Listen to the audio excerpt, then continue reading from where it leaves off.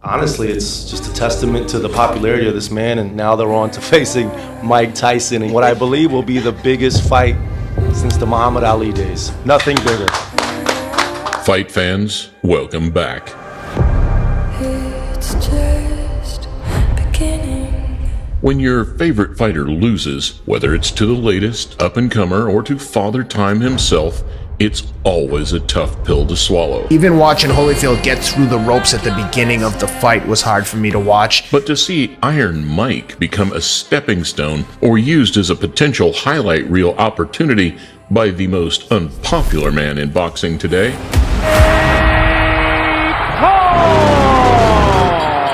is a possibility that not many want to consider. The fact that Mike Tyson could lose to Jake Paul in a boxing match just doesn't sit well with me. Especially those of us from Generation X that remember Tyson's terrifying rise to prominence. And that's why the fight game maybe isn't so great now. These guys don't have this f***ing anger. They want to get their money and not get hurt. You have to get hurt for money. But you can put your pitchforks away for now because we'll be doing a reverse video on how Mike could tear up the script. After all, this is the theater of the unexpected. I'm going in there with bad intentions. My intention is to hurt this young man. I think he wants to put me in the dirt to make a statement. But for now, we're locking into a mindset where your heart says Mike Tyson, but your head says Jake Paul. So this is 10 reasons why the problem child beats Iron Mike.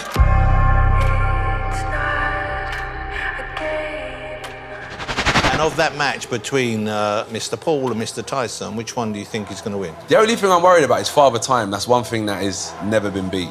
And Tyson's, he's older now. But I think Jake Paul because of youth.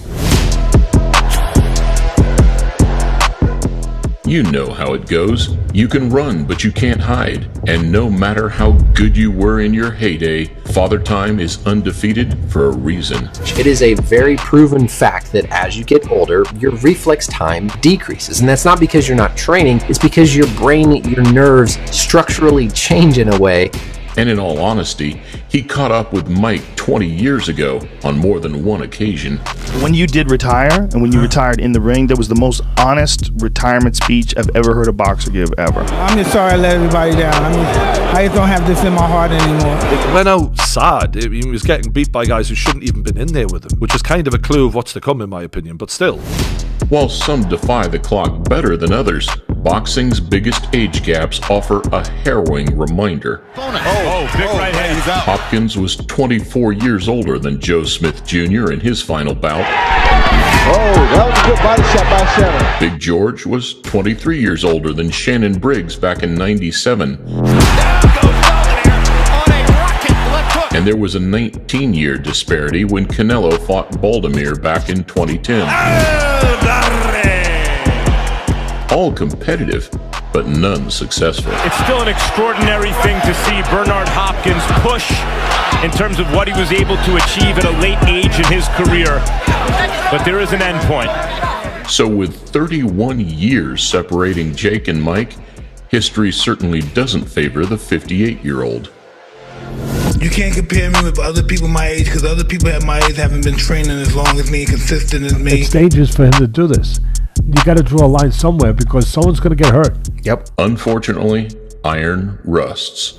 And despite being in exceptional shape for a man of his age, being physically fit and being fighting fit are two different things. When all the controversy is about his age and then he's getting into these kind of situations, it doesn't look good. So whilst Tyson has got the green light again following his stomach ulcer flare-up, the boxer suffered from a medical emergency during an American Airlines flight Sunday. And the sciatica that forced him to appear at UFC 277 walking with a cane appears to be under control. It's hard for me to believe that somebody walking into the arena with a cane is going to be in the kind of shape necessary to go up against somebody 30 years younger. I've recently seen Mike Tyson with a walking stick. He walked in with a cane, Stephen A. And now you gonna fight Jake Paul? What are we doing? I'm assuming that you will not be the one feeling the pain. The aches, pains, and ailments serve as areas of weakness or vulnerability, And if anyone is going to try and exploit them, it's Jake Paul. There's no holding back. Whatever happens, happens, and this is war now. I know we see those 3-second clips on the pads, and he looks phenomenal. But he's probably sitting in the corner for 5 minutes after that. Do you know what I mean? It's like... In boxing, it's always been widely accepted that power is the last thing to go. A factor that's pretty much become the selling point of this fight. Jake Paul's ever been hit with anything with that type of power. You know, Mike still got it. So we'll always have the power. It's the last thing to go. Last thing to go is our power. The last thing to go is power. The last thing to go is their power. The Instagram videos are cute, but we'll see what happens in the ring on November 15th at the end of the day. And whether that's a myth or not, the reality is that the first thing, or things to go, are a fighter's engine, speed, and reaction time. You know, a fight is theoretically 24 minutes long if it's 8 rounds. I mean, I've seen plenty of Mike Tyson fights that were only 30 seconds. True. Which decade did you see those in? So where Mike should initially be able to match Jake for power, and where muscle memory might spark some early fireworks, the longer it goes, the more it plays into the hands of the younger, fresher man. If Mike doesn't implement his power early on in the fight, I think Jake's going to withstand him, tire him out, and probably stop him. Okay. I respect all that. That's why I said if I was ever getting in a ring with him, he'd kill me. Yeah. He'd beat the you-know-what out of me. He's a bigger kid than you think he is because he's 6'1", 200, okay? Doesn't matter. Okay, I got you, but he's not small. That said, Jake, with his thicker and more muscular frame, will have some stamina questions of his own to answer on fight night. After my last fight, I'm just like getting to eat as much as possible, and it turns out my body carries this weight super well. The problem child came in at 200 pounds against Mike Perry, a 15-pound jump from the 185 version that fought Tommy and Nate. Moving on the back foot.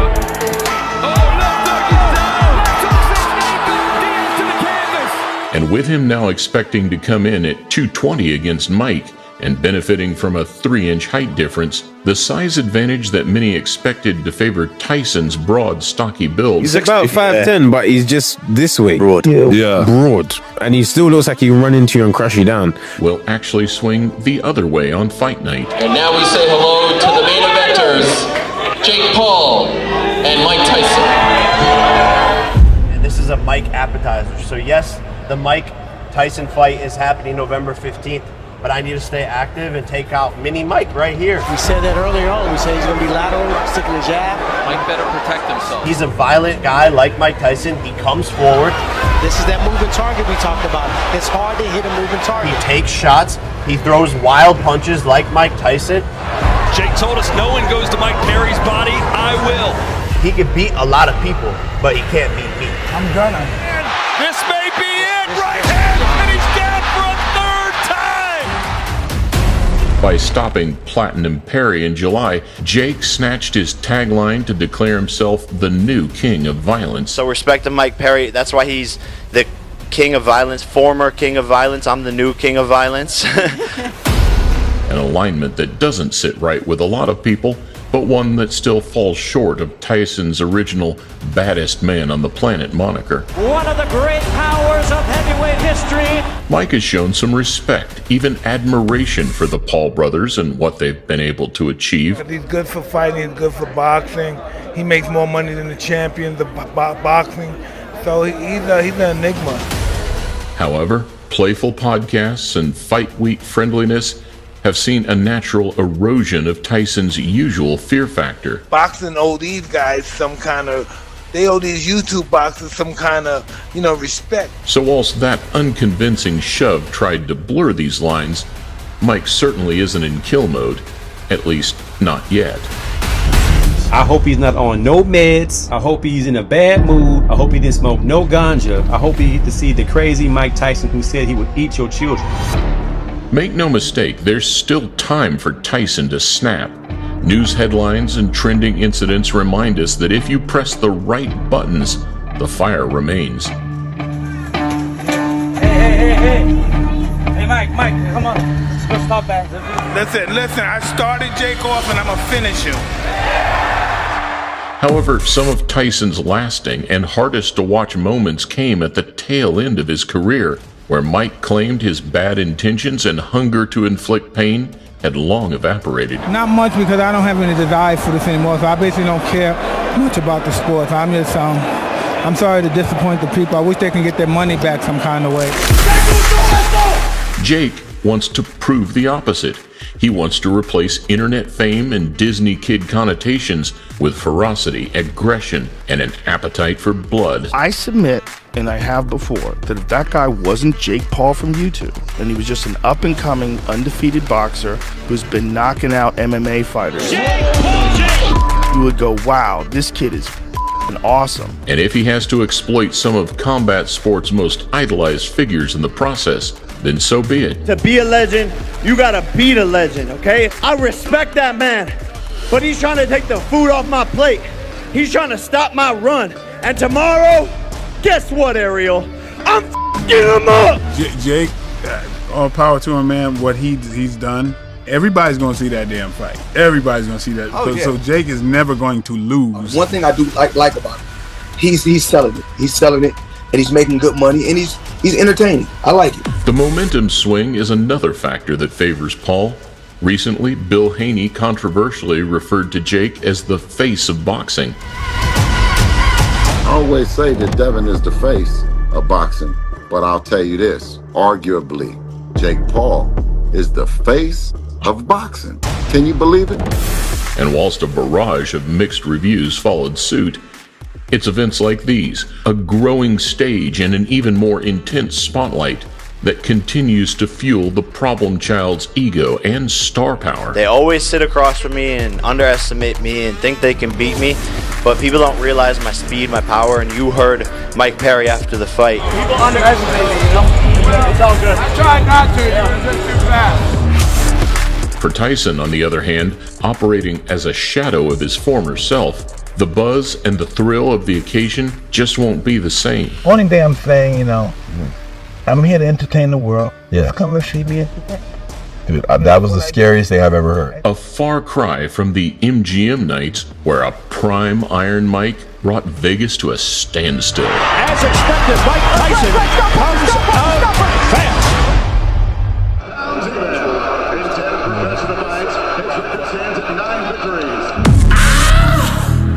Using past footage to analyze an opponent's strengths, weaknesses, and habits is an important part of most, if not every, fight camp. What's good for today? You sure? Yeah. Yes. You sure? Yeah. Absolutely. Jake benefits from over 200 rounds of professional and well-documented Mike Tyson footage, including some incredible breakdowns by both fans and trainers here on YouTube to assist the process. Then he's going to do that fast shuffle, boom, and change the angle and throw that body shot. Now, if you imagine a big 6'3", 6'4" heavyweight, they're not used to that. They can't train for that. Luckily, Jake won't be expecting the best version of Mike, but Tyson will be preparing for the best version of Jake. Everybody knows if they fought when Mike was, really him. Jake would die. So where the problem child continually adds new facets and skills to his game, the unpredictability and lack of footage certainly favors the Ohio native. They should be able to beat him. Right. Right, but they can't. Right. So he's beating people who he shouldn't really be beating. We gotta give him that credit. He's beating people that he really should not be beating. Right. Iron Mike Tyson! The Mike Tyson versus Roy Jones fight was more of an event than a fight, and where some onlookers believed Mike was holding back, pulling his punches, others just saw two tired, elderly men with very little to offer.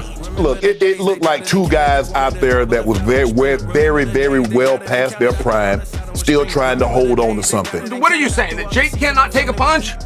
Or are you saying that Mike's punches are just so good? Because Roy took them, lots and lots of them, and that was years ago.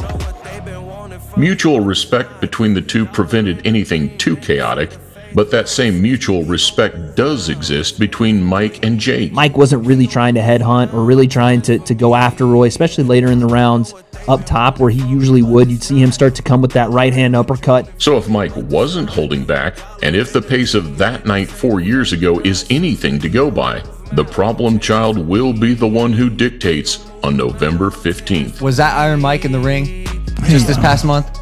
Hell no. Who was that? Was that the evolved version of Mike Tyson fighting Roy? That was me just trying to improve myself as a person. So you guys are fighting 2-minute rounds? Yeah.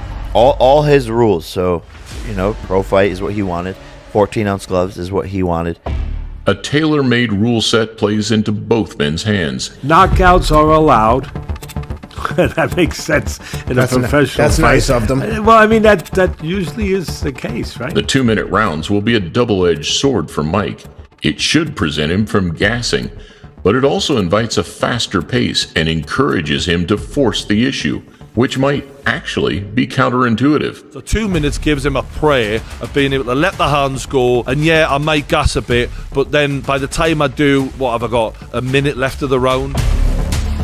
The pair will lace up 14-ounce gloves on fight night, as opposed to the 10-ounce usually worn by professionals, reducing the impact of shots, diminishing the likelihood of a knockout, and encouraging a longer, more drawn-out fight, which again only favors one man. I think the only thing Jake is probably banking on is taking Tyson in deep waters because he's older. That's the only thing I can see. Right. Do you have confidence that you can get a knockout with 14-ounce gloves? Yeah, I know I can, and I know I will.